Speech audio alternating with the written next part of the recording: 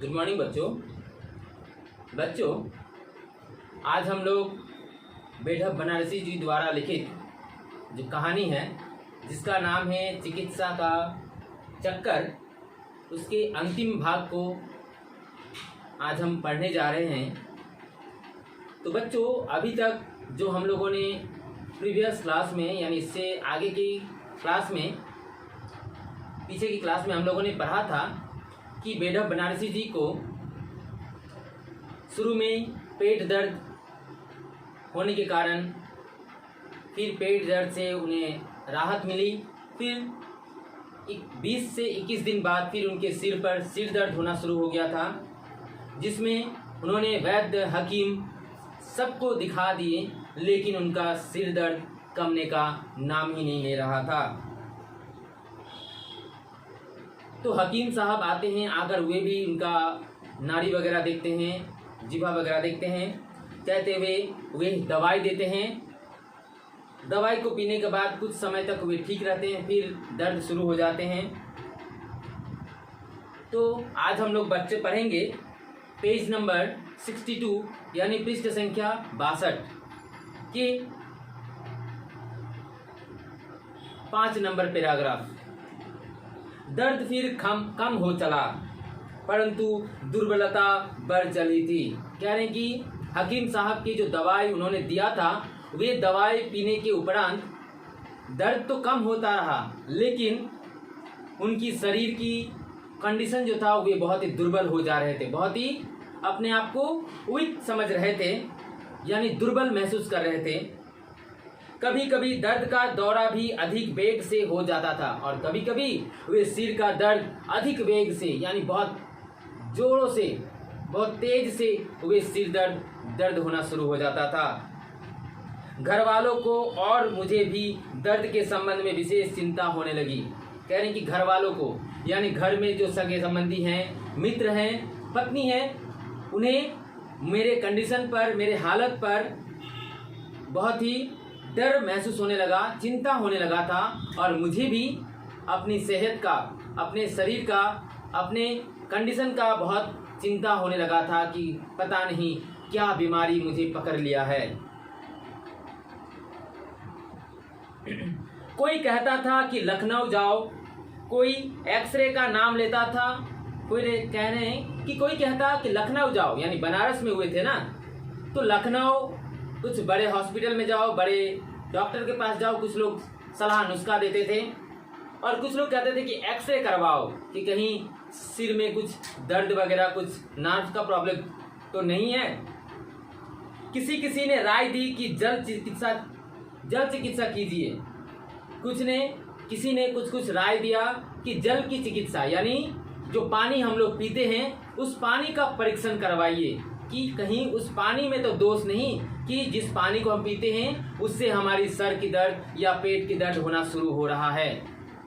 तो किसी ने यह नुस्खा रखा कि पानी का टेस्ट करवाना चाहिए, यानी घर पर जो उपयोग करते हैं हम पानी का, उसका टेस्ट करवाना चाहिए। जी हाँ बच्चों, आप लोग सोच रहे होंगे कि पानी से भी कुछ बीमारी वगैरह फैलते हैं। जी हाँ, हमारे शरीर में जितने सारे रोग या बीजाणु जो अटैक करते हैं वे एक्चुअली पानी के जरिए ही ज़्यादा अटैक होता है। इसलिए हमें शुद्ध पानी पीना चाहिए, या फिर किसी प्रकार का जल हो, कुआं का हो, तालाब का हो, सप्लाई पानी हो, या फिर झरने का पानी हो, उसे गर्म करके, फुटा करके उसे पीना चाहिए, तभी हम स्वस्थ रह सकते हैं। एक सज्जन ने कहा, यह सब कुछ नहीं, आप होम्योपैथी इलाज शुरू कीजिए। एक सज्जन यानी एक भला आदमी ने कहा, एक मित्र ने कहा कि आप यह सारे ट्रीटमेंट को छोड़िए, आप होम्योपैथी डॉक्टर से ट्रीटमेंट करवाइए, होम्योपैथी मेडिसिन वगैरह खाइए, देखिए कितनी शीघ्रता से लाभ होता है। उन्होंने कहा कि आप एक बार होम्योपैथी डॉक्टर से दिखा कर देखिए आपको कितना जल्दी ही राहत मिलेगी, आपको जल्दी ही आराम मिल जाएगा। बोले, साहब इन नन्ही गोलियों में मालूम नहीं कहाँ का जादू है। साहब, जादू का काम करती है, जादू का। वे सज्जन व्यक्ति कहा कि होम्योपैथी का जो मेडिसिन होता है वह भले ही छोटे छोटे दाने होते हैं, एकदम छोटे छोटे दाने मीठे होते हैं, लेकिन उसमें पता नहीं क्या जादू होता है जिसे 3 या 4 गोली खाने से ही राहत मिल जाते हैं। वह गोली गोली नहीं बल्कि जादू है, जादू। पता नहीं कहाँ से वे जादू इस गोलियों में आ जाते हैं। एक प्रकृति चिकित्सा वाले ने कहा था कि आप गीली मिट्टी पेट पर लेप कर धूप में बैठिए। यानी कि प्रकृति के चिकित्सक हैं, यानी जो हमारे घर के घरेलू नुस्खे होते हैं, घरेलू के सामान होते हैं, वे सारे चीज़ों का प्रयोग करने के लिए कहा। क्या कहा कि जो गीली मिट्टी होते हैं ना, गीली मिट्टी यानी लाल मिट्टी होते हैं, फिर जो कीचड़ होते हैं यानी जो तालाब के नीचे होते हैं, वे सारे मिट्टी को गीला करके वे पेट में पूरे पेट को लगा लीजिए, उससे भी राहत मिल जाता है। और धूप में बैठिए, यानी आप अपने पेट पर लपेट कर धूप में बैठिए, देखिए आपका दर्द गायब हो जाएगा।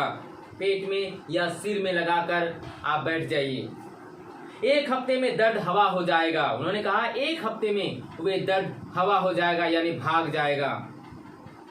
हमारे ससुर साहब एक डॉक्टर को लेकर आए। उन्होंने कहा, देखिए साहब, आप पढ़े लिखे आदमी हैं, समझदार हैं। मैं बीच में बोल उठा, समझदार न होता तो आपको कैसे यहाँ बुलाता। लेखक बेडब बनारसी जी कह रहे हैं कि बीच में 1 हफ्ते बाद मेरे ससुर यानी मेरे पत्नी के पापा जो हैं, यानी मेरे क्या लगे ससुर ना, तो मेरे ससुर जी पता नहीं किधर से एक डॉक्टर साहब को उठा ले आए, डॉक्टर को उठाकर लेकर आए और उन्होंने कहा, देखिए साहब, आप पढ़े लिखे आदमी हैं, समझदार हैं। यानी वे डॉक्टर या ससुर ने कहने लगे कि देखिए साहब, यानी देखिए दामाद जी, आप पढ़े लिखे आदमी हैं, है ना, आप समझदार हैं। मैं बीच में बोल उठा, यानी बेडब बनारसी जी उनके बीच में ही बोल दिए। क्या बोला कि समझदार ना होता तो आपको कैसे यहाँ बुलाता। यानी कि अगर मैं समझदार नहीं होता, बेडब बनारसी जी कह रहे हैं कि मैं अगर समझदार नहीं होता तो आपको थोड़ी यहाँ बुलाता। इसी बीच मेरी नानी की मौसी मुझे देखने आई। कह रहे हैं कि इसी बीच, यानी उसी सप्ताह के बीच मेरी नानी की मौसी, यानी मेरी नानी जो है, यानी मेरी माँ की माँ, उसकी मौसी मुझे देखने के लिए आई थी।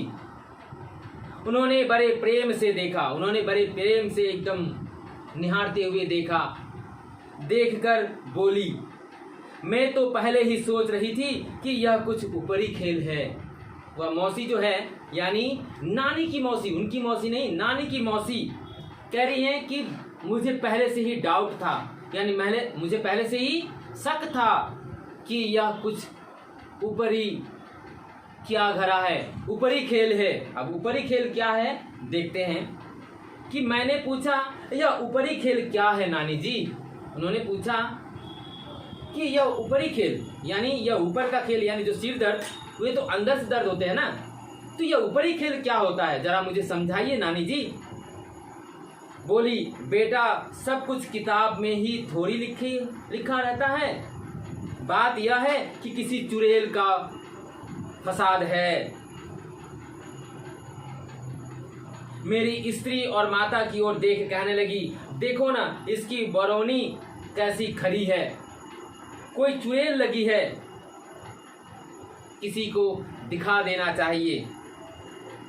कहने की मेरी नानी जो है वह कहने लगी, या नानी की मौसी ने कहने लगी कि किसी चुड़ैल का क्या है, किसी चुड़ैल का काम है, वे इसे चुड़ैल का फसाद है, यानी चुड़ैल इसे पकड़ लिया है। चुड़ैल यानी कहते हैं ना हम लोग, चुड़ैल जो भूत, एक प्रकार के भूतनी होती है जिसे चुड़ैल कहा जाता है। कहा कि यह कोई अंदर की बीमारी नहीं है, यह बाहर की बीमारी है, ऊपरी बीमारी है, इसे चुड़ैल पकड़ लिया है।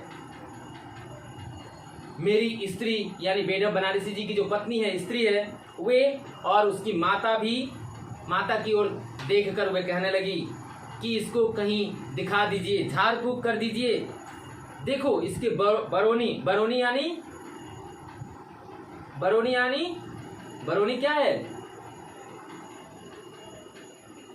आईब्रू, यानी यह जो ब्रू है ना, बरौनी, इसे हम लोग कहते हैं बरौनी। आई के, यह ऊपर के हिस्से आई के, यह हिस्से कहते हैं बरौनी। तो कह रहे हैं कि देखो इसके बरौनी के जो चूल है यानी बाल जो हैं वे खड़े खड़े, यानी यह सोए सोए है ना हमारे, या आपके भी सोए सोए हैं, देखो यह खड़े खड़े हो गए हैं। यानी खड़े हो जाने से वे कह रहे हैं कि अगर वे खड़े होते हैं तो समझ लेना कि उसे चुड़ैल पकड़ी है, कोई चुड़ैल लगी है, किसी को दिखा देना चाहिए। नानी ने उनकी स्त्री को, उनके माता को कहने लगे कि इसको किसी तांत्रिक को दिखाना चाहिए।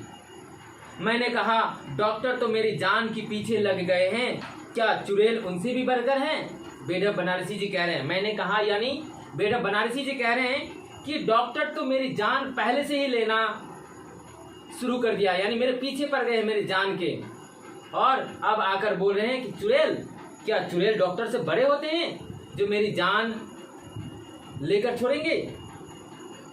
जब सब लोग चले गए तब मेरी पत्नी ने कहा तुम लोगों की बात क्यों नहीं मान लिया करते?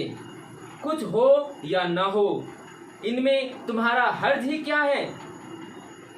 कहने की जब सब लोग वहां से चले गए, यानी बेढप बनारसी के जितने मित्र थे, जितने दोस्त थे, सखा थे, वे चले गए। आस पड़ोस के पड़ोसी लोग जो थे वे भी चले गए। अब सिर्फ घर वाले वहां पर रह गए, नानी मौसी सब चले गए, ससुर भी चले गए। तब पत्नी ने, यानी बेढप बनारसी जी के पत्नी जो है, उन्होंने कहना शुरू किया कि आप इन लोगों की बातों को क्यों नहीं मान लेते, एक बार तांत्रिक को बुला लेते हैं, दिखवा देते हैं, कहीं हो सकता है कि कुछ भी हो जाए। इसमें आपकी हर्ज क्या है, यानी आपके इसमें क्या असुविधा है दिखाने में? मेरे दर्द में किसी विशेष प्रकार की कमी न हुई, ओझा से तो किसी प्रकार की आशा क्या करता, पर बीच बीच दवा भी होती जाती थी। कह रहे कि बेढप बनारसी जी के दर्द में कोई कमी नहीं होता था, वे आराम नहीं पाते थे, और ओझा से किस प्रकार वे विश्वास करते कि वो ओझा ठीक कर देगा। उनका आशा क्या करता है, किसी प्रकार की आशा क्या करता, पर बीच बीच में वे दवा भी पीते थे। जो हकीम साहब ने दवा देकर गए थे वे दवा पिया करते थे। कुछ लाभ अवश्य हुआ पर पूरा फायदा न हुआ, यानी कि कुछ कुछ तनिक तनिक लाभ हुआ था, यानी दर्द जो था तनिक कम हुआ था, लेकिन पूरा पूरा ठीक नहीं हुआ था, यानी पूरा पूरा फायदा नहीं हुआ था। मैंने अब पक्का इरादा कर लिया कि लखनऊ जाऊं। जो बात काशी में नहीं हो सकती लखनऊ में हो सकती है, वहाँ सभी साधन हैं। लेखक बेढप बनारसी जी मन ही मन निश्चित कर लिया कि अब यहाँ के डॉक्टरों से, यहाँ के वैद्य से, यहाँ के हकीम से कुछ होने वाला नहीं है। अब मुझे कहाँ जाना पड़ेगा? लखनऊ, काशी जाना पड़ेगा। वहीं पर बड़े बड़े डॉक्टर, बड़े बड़े हॉस्पिटल्स हैं और बड़े बड़े चिकित्सालय हैं। वहीं पर बड़े बड़े साधन भी होते हैं, तरह तरह के साधन, यानी टेक्नोलॉजी होते हैं, यानी एक्सपेरिमेंट करने का, एग्जाम करने का, टेस्ट करने का बहुत सारे साधन होते हैं। वहीं पर मेरा इलाज करवा लूँगा।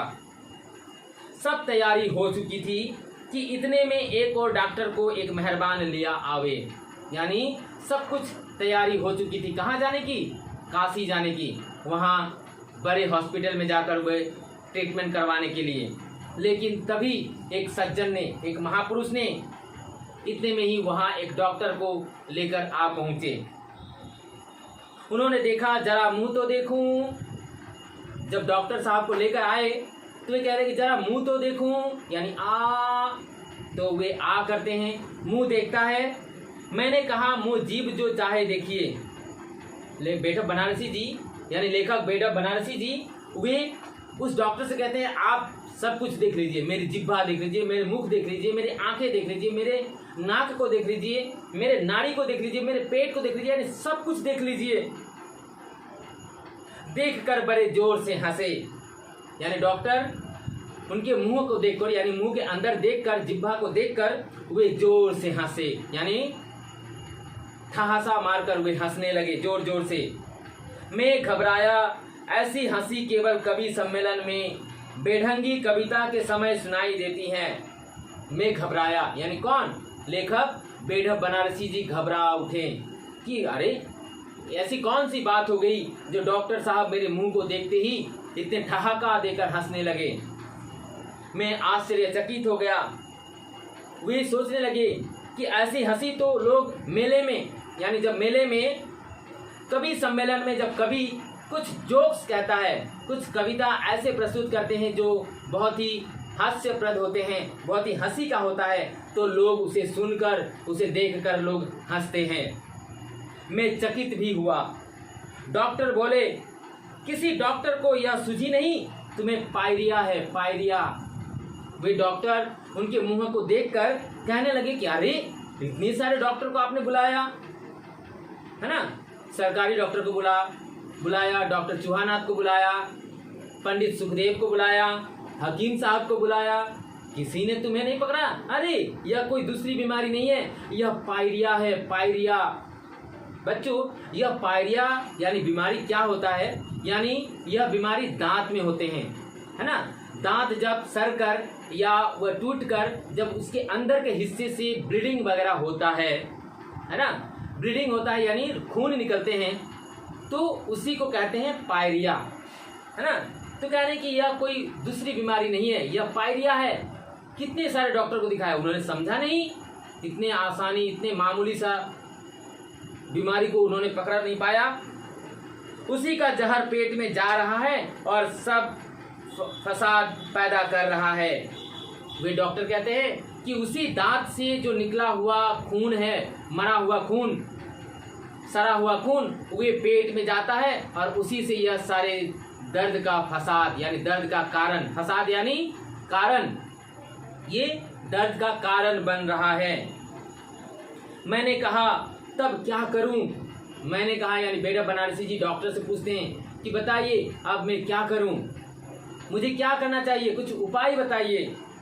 डॉक्टर साहब ने कहा इसमें करना क्या है। डॉक्टर साहब कहते हैं इसमें करना क्या है, किसी दंत चिकित्सक के यहाँ जाकर दांत निकलवा दीजिए। मैंने अपने मन में कहा आपको यह तो कहने में कुछ कठिनाई ही नहीं हुई, गोया दांत निकलवाने में कोई तकलीफ ही नहीं होती। जब डॉक्टर से बेटा बनारसी जी पूछे कि अच्छा यह पायरिया के रोग से कैसे मुक्त हुआ जाए, कैसे आराम हुआ जाए, तो उन्होंने कहा इसमें करना क्या है, किसी दंत चिकित्सक यानी डेंटिस्ट के पास जाकर अपना दांत को निकलवा दीजिए। लेखक सोचते हैं कि अरे यह कैसे बातें कर रहे हैं, यानी इनके मुंह से बोलने में जितना संकोच नहीं हो रहा, कितनी कठिनाई नहीं हो रहा, उतना तो निकलवाने में होगा, यानी कठिनाई तो मेरे अंदर होगा। गोया दांत निकलवाने में कोई तकलीफ ही नहीं होती। मानो यह जैसे कह रहे हैं कि मानो दांत निकालने में कोई कठिनाई ही नहीं होता हो। खैर रात भर मैंने सोचा, मैंने भी यही निश्चय किया कि यही डॉक्टर ठीक कहते हैं। दंत चिकित्सक के यहाँ से पूछवाया, उसने कहलवाया कि 3 रुपए फी दांत तुड़वाने के लिए लगेंगे, कुल दांतों के लिए 96 रुपए लगेंगे, है ना। यानी कह रहे हैं कि वे रात भर सोचे, यानी डॉक्टर के जाने के बाद वे रात भर सोए नहीं, वे सोचते रहे कि शायद यही डॉक्टर सच कह रहा है, इसी डॉक्टर की बात मान लेनी चाहिए। और वे दंत चिकित्सक यानी डेंटिस्ट के पास वे खबर भिजवाया कि मुझे दांत निकलवाना है।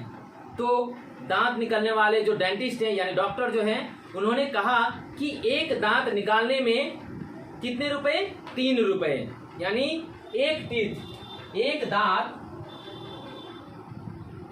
एक दंत जो है वह निकालने में 3 रुपए, है ना, 3 रुपए लगेंगे। एक दांत के 3 रुपए लगेंगे, तो 32 दांत के कितने होंगे, यानी 32 दंत के कितने रुपए होंगे, यानी 32 × 3, 3 दूना 6, 3 त्रिका 9, यानी 96 रुपए, है ना। तो एक दांत के हुए डॉक्टर ने, दंत चिकित्सक जो है उन्होंने कहा कि एक दांत के 3 रुपए, अगर आप एक दांत निकलवाएंगे यानी तुड़वाएंगे तो 3 रुपए लगेंगे। और अगर आप 3200 दांत निकलवाना चाहेंगे यानी उखड़वाना चाहेंगे तो उसके लिए 96 रुपये लगेंगे, यानी 96 रुपीस लगेंगे। मगर मैं आपके लिए 6 रुपये छोड़ दूंगा। यानी डॉक्टर ने यह भी बताया कि आप अगर 3200 दांत यानी 3, 4, 5 अगर दांत उखड़वाएंगे तो उसमें कोई कंसेशन नहीं होगा, उसमें कोई कमती नहीं होंगे। लेकिन अगर आप 3200 दांत निकलवाना चाहेंगे तो उसमें से मैं 6 रुपये छोड़ दूंगा, यानी कितने लगेंगे? 90 रुपये, यानी 90 रुपये लगेंगे 32 दांत निकलवाने में। इसके अतिरिक्त दांत बनवाई 150 अलग। और उन्होंने कहा कि इससे अतिरिक्त यानी हम लोग 90 रुपये लगेंगे सिर्फ दांत निकालने के लिए, और 150 रुपये है ना, 150 यानी 150 कितने हुए? 150 यानी 000 9 5 14 के 4 हाथे 1 और 2 240 रुपये, यानी 90 रुपये दांत निकालवाने के और 150 रुपये दांत लगाने के, तो कुल मिलाकर कितने हुए? 240 रुपये।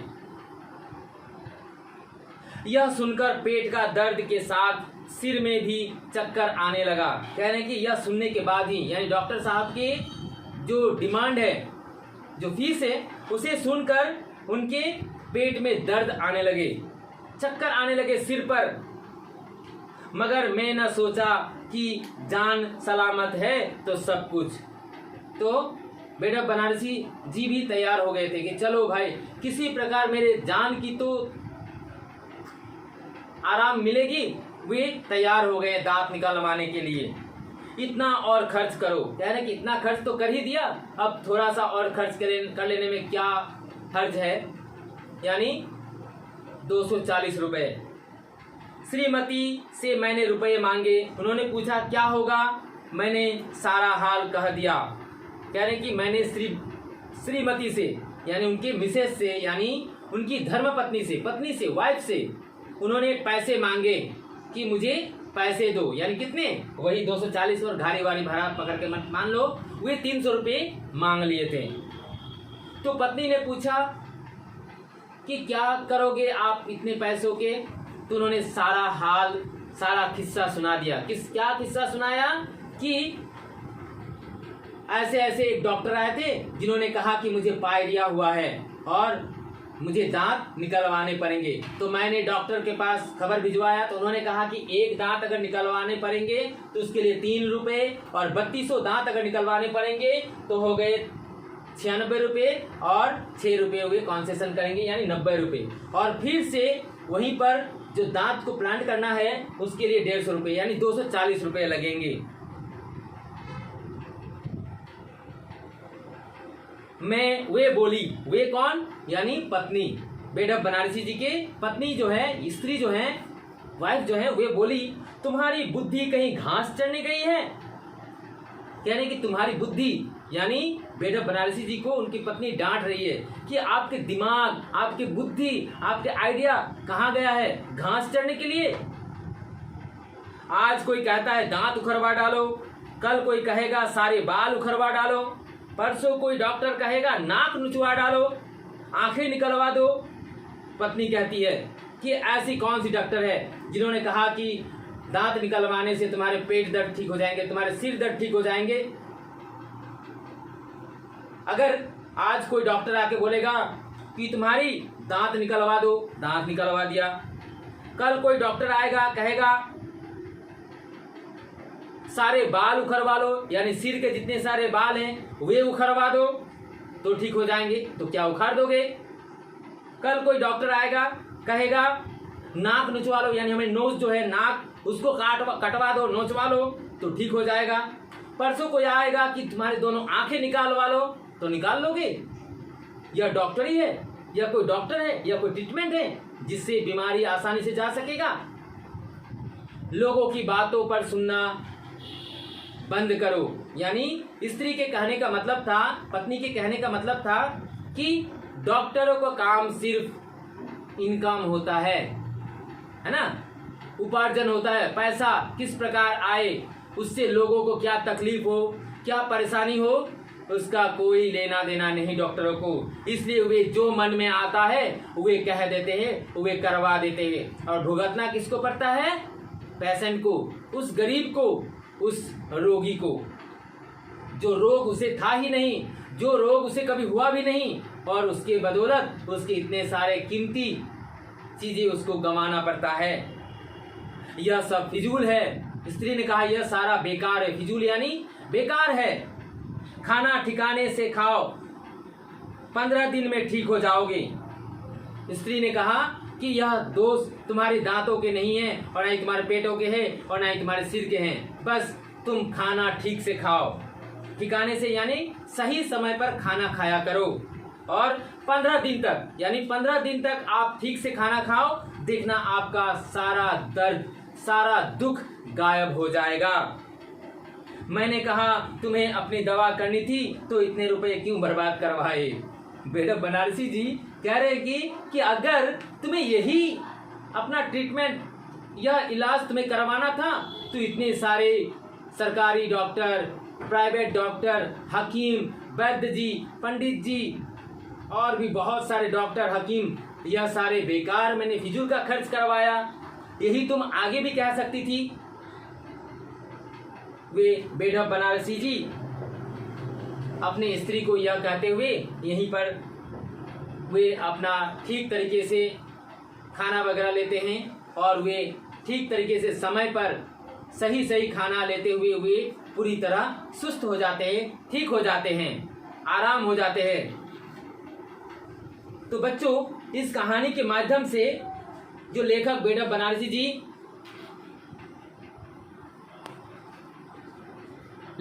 बनारसी जी कह रहे हैं कि बीमार पड़ने पर हम लोगों के तरह तरह के नुस्खों पर, तरह तरह की बातों पर हम लोग विश्वास कर लेते हैं। हमें डॉक्टरों के हमें बात नहीं करना चाहिए। हमें अपनी सूझबूझ से अपने दिमाग को भी चलाना पड़ता है, और उसी के बदौलत हमें यह डिसीजन लेना पड़ता है कि कौन सा सही होगा, कौन सा गलत। तो बच्चों, इस कहानी को ध्यान से पढ़ना, बार बार देखना, और इसमें छिपे निहित भावों को समझना, और अपने दैनंदिन जीवन में भी इसको सोच विचार करना। धन्यवाद।